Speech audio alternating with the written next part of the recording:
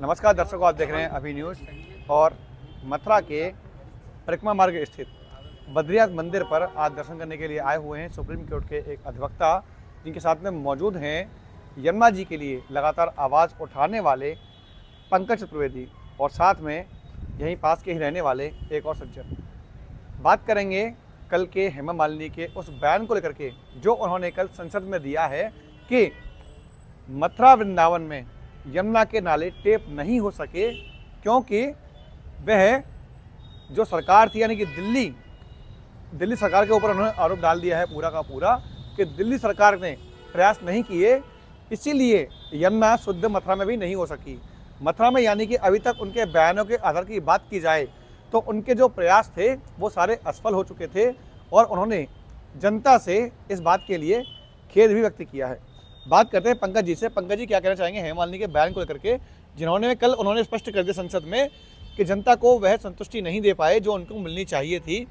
यमुना भक्तों की मांग थी नाले टेप होने की, जो कि यहाँ के स्थानीय सांसद और विधायक नहीं कर पाए।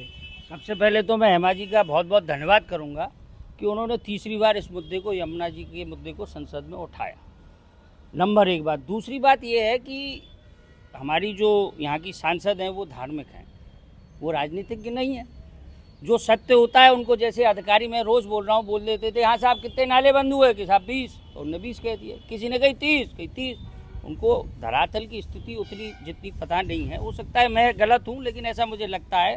लेकिन वो सच्ची महिला हैं जिन्होंने ये बात तो कही कि यमुना मैली है और दूसरे राज्य की वजह से गंदी हो रही है, इसमें भी नो डाउट ये बात सत्य है कि केजरीवाल के यहाँ से नाले हमें परेशान कर रहे हैं। जी, यहाँ पर टोकना चाहूँगा जरा सा।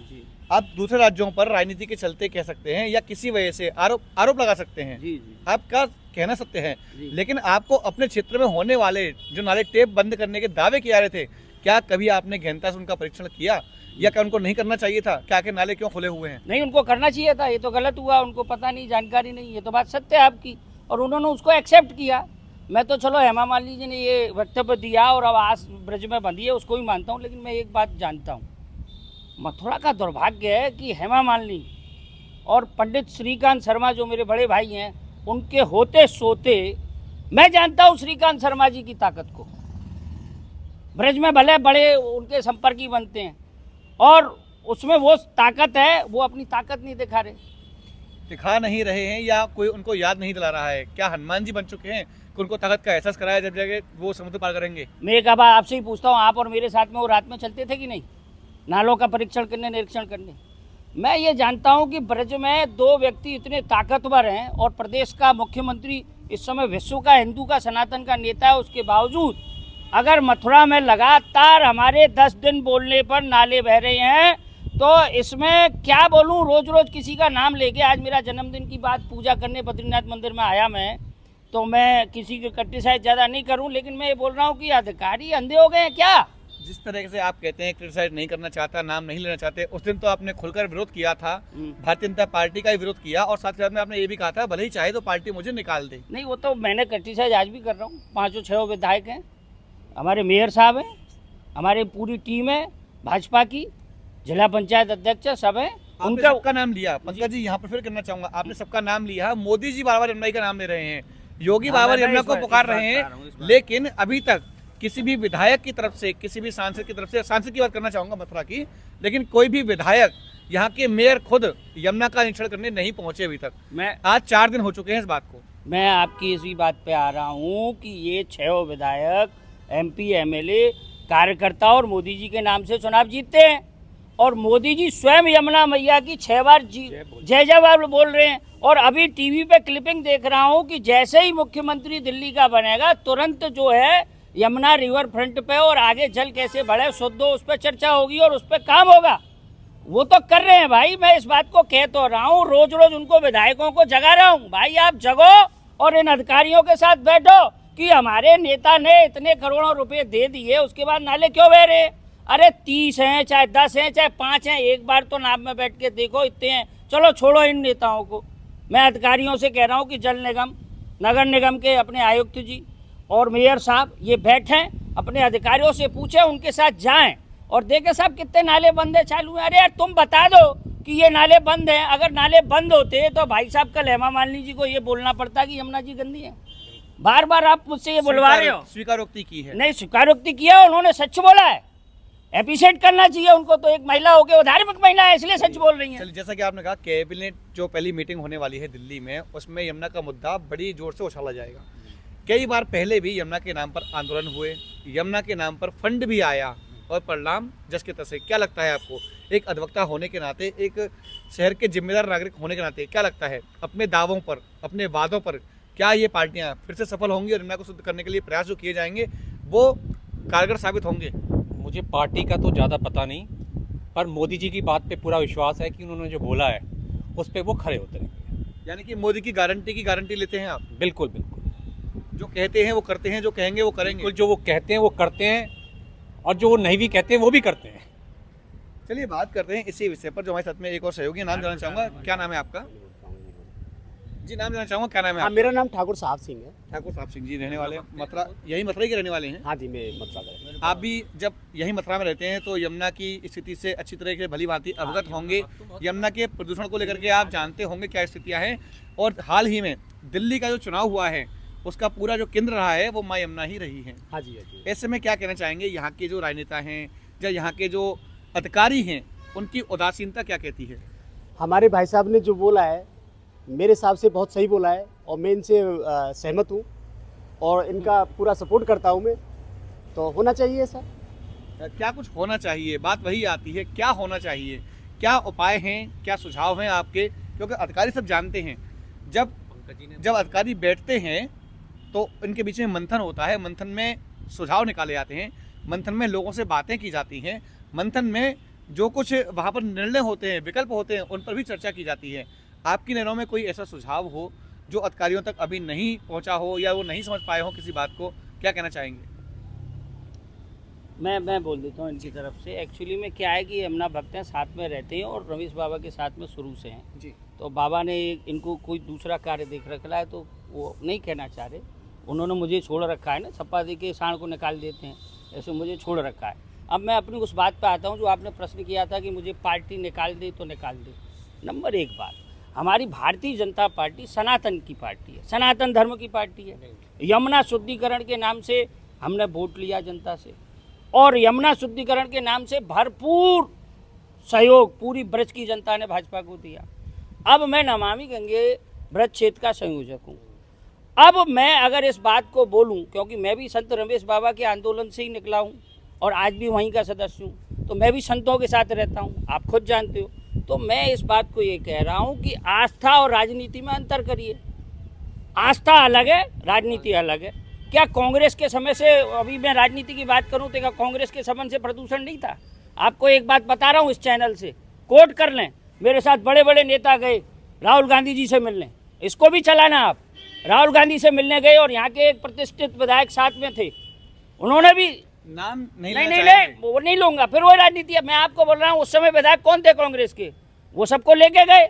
जब जमुना रक्षक दल था और आंदोलन चल रहा था, उसमें डॉक्टर अशोक भी थे, हमारे कमलकांत भाई साहब भी थे, सारे लोग गए साहब। वहाँ गए, यमुना जी की बात रखी तो सोनिया जी ने तो उसको सीरियस लिया था, लेकिन राहुल जी उस समय बोले कि who said Yamuna is river, who said ये वो है क्या बोलते हैं धार्मिक चीज़, ये तो जस्ट एक नाला है। फिर राजनीति का समय आया तो आज राहुल गांधी जो है चुनाव में वोट लेने के लिए नाव में नाविकों से बात कर रहे हो। अरे नाविकों से बात मत करो, तुम वो छठ पूजा वाली महिलाओं से बात करो जब उस झाग में कैंसर को लेके आस्था को मान के डुबकी लगाई। कहाँ गए राहुल गांधी आप उस समय? ये राजनीति की बात कर रहा हूँ मैं, या आस्था की बात कर रहा हूँ। आप ब्रज में आज भी आपको मालूम है 6 पीठ के गोस्वामी यहाँ हैं और वो पान कर रहे हैं इस जल का, और इस चीज को सभी को मालूम है। और ताकत किसमें? जिसकी सरकार है, जिसके विधायक हैं, उन्हीं को आदमी कहेगा ना भाई साहब। पंकज जी, यहाँ पर बड़ी बात ये है कि आज सत्ता में केंद्र में मोदी सरकार है, बिल्कुल, और वर्तमान की स्थितियाँ ये है कि लोग अब राष्ट्रीय नदी घोषित कराने के लिए यात्राएं कर रहे हैं, मांग कर रहे हैं। और उनका ये कहना है कि जब हमारे राष्ट्रीय गान में गंगा यमुना सरस्वती का नाम आता है तो राष्ट्रीय गान में नाम होने के बावजूद भी माँ यमुना को राष्ट्रीय नदी घोषित क्यों नहीं किया जा रहा? मैं आपको एक चैनल के माध्यम से अभी न्यूज़ की इस मुहिम का स्वागत करता हूं, और मैं चैनल के माध्यम से मैं मान मंदिर सेवा संस्थान का मथुरा वृंदावन का प्रतिनिधि होने के नाते से संत रमेश बाबा के चरणों में दंडवत करके ये कह रहा हूं कि अगर राष्ट्रीय नीति यमुना को बनाते हैं तो इसका सबसे पहले अगर कोई स्वागत करेगा तो मान मंदिर सेवा संस्थान करेगा। इसकी मांग वो पहले भी रख चुके हैं, और जो मेरा भाई मुकेश है या और रंजीत जी हैं, जो भी इसमें लग रहे हैं, वो सब अपने साथ हैं।